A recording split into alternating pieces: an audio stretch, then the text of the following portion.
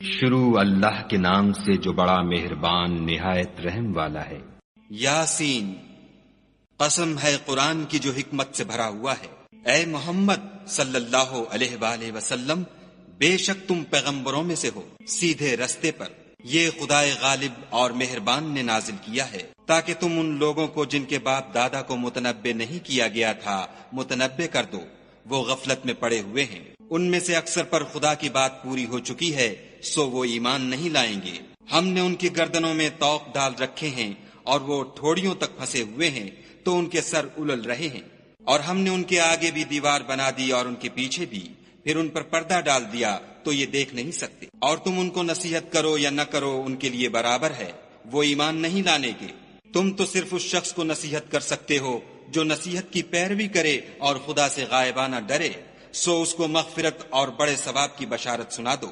بے شک ہم مردوں کو زندہ کریں گے، اور جو کچھ وہ آگے بھیج چکے اور جو ان کے نشان پیچھے رہ گئے ہم ان کو قلم بند کر لیتے ہیں، اور ہر چیز کو ہم نے کتاب روشن یعنی لوح محفوظ میں لکھ رکھا ہے۔ اور ان سے گاؤں والوں کا قصہ بیان کرو جب ان کے پاس پیغمبر آئے، یعنی جب ہم نے ان کی طرف 2 پیغمبر بھیجے تو انہوں نے ان کو جھٹلایا، پھر ہم نے تیسرے سے تقویت دی تو انہوں نے کہا کہ ہم تمہاری طرف پیغمبر ہو کر آئے ہیں۔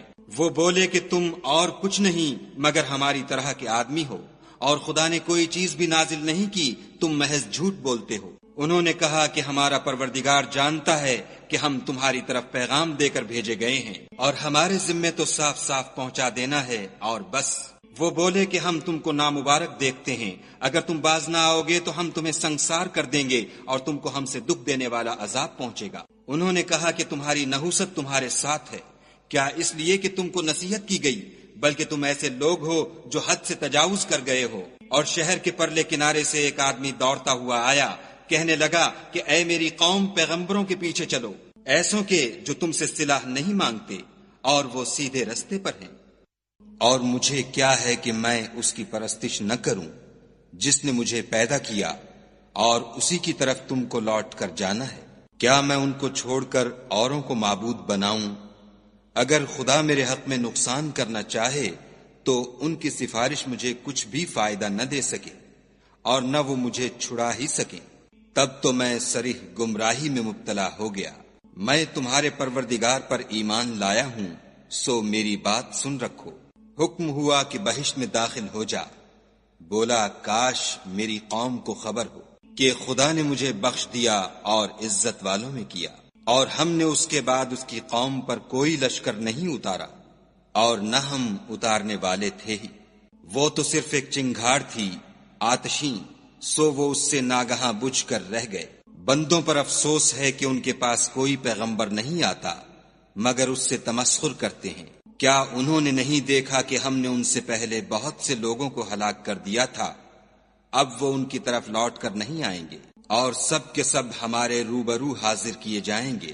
اور ایک نشانی ان کے لیے زمین مردہ ہے کہ ہم نے اس کو زندہ کیا اور اس میں سے اناج اگایا، پھر یہ اس میں سے کھاتے ہیں۔ اور اس میں کھجوروں اور انگوروں کے باغ پیدا کیے اور اس میں چشمے جاری کر دیے تاکہ یہ ان کے پھل کھائیں، اور ان کے ہاتھوں نے تو ان کو نہیں بنایا، تو پھر کیا یہ شکر نہیں کرتے؟ وہ خدا پاک ہے جس نے زمین کی نباتات کے اور خود ان کے اور جن چیزوں کی ان کو خبر نہیں سب کے جوڑے بنائے۔ اور ایک نشانی ان کے لیے رات ہے کہ اس میں سے ہم دن کو کھینچ لیتے ہیں تو اس وقت ان پر اندھیرا چھا جاتا ہے، اور سورج اپنے مقرر رستے پر چلتا رہتا ہے۔ یہ خدائے غالب اور دانا کا مقرر کیا ہوا اندازہ ہے۔ اور چاند کی بھی ہم نے منزلیں مقرر کر دیں، یہاں تک کہ گھٹتے گھٹتے کھجور کی پرانی شاخ کی طرح ہو جاتا ہے۔ نہ تو سورج ہی سے ہو سکتا ہے کہ چاند کو جا پکڑے، اور نہ رات ہی دن سے پہلے آ سکتی ہے، اور سب اپنے اپنے دائرے میں تیر رہے ہیں۔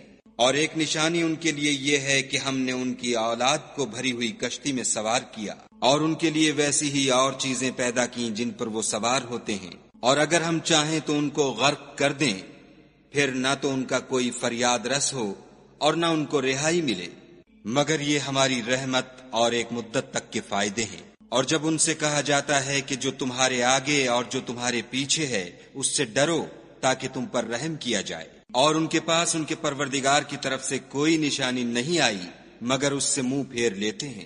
اور جب ان سے کہا جاتا ہے کہ جو رزق خدا نے تم کو دیا ہے اس میں سے خرچ کرو، تو کافر مومنوں سے کہتے ہیں کہ بھلا ہم ان لوگوں کو کھانا کھلائیں جن کو اگر خدا چاہتا تو خود کھلا دیتا، تم تو صریح غلطی میں ہو۔ اور کہتے ہیں اگر تم سچ کہتے ہو تو یہ وعدہ کب پورا ہوگا؟ یہ تو ایک چنگھاڑ کے منتظر ہیں جو ان کو اس حال میں کہ باہم جھگڑ رہے ہوں گے آ پکڑے گی، پھر نہ تو وصیت کر سکیں گے اور نہ اپنے گھر والوں میں واپس جا سکیں گے۔ اور جس وقت سور پھونکا جائے گا یہ قبروں سے نکل کر اپنے پروردگار کی طرف دوڑ پڑیں گے، کہیں گے اے ہے ہمیں ہماری خوابگاہوں سے کس نے جگا اٹھایا؟ یہ وہی تو ہے جس کا خدا نے وعدہ کیا تھا اور پیغمبروں نے سچ کہا تھا۔ صرف ایک زور کی آواز کا ہونا ہوگا کہ سب کے سب ہمارے روبرو آ حاضر ہوں گے۔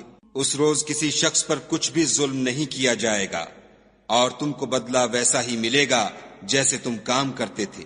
اہل جنت اس روز عیش و نشاط کے مشغلے میں ہوں گے، وہ بھی اور ان کی بیویاں بھی سایوں میں تختوں پر تکیے لگائے بیٹھے ہوں گے، وہاں ان کے لیے بیوے اور جو چاہیں گے موجود ہوگا۔ پروردگار مہربان کی طرف سے سلام کہا جائے گا اور گناہ گارو تم آج الگ ہو جاؤ۔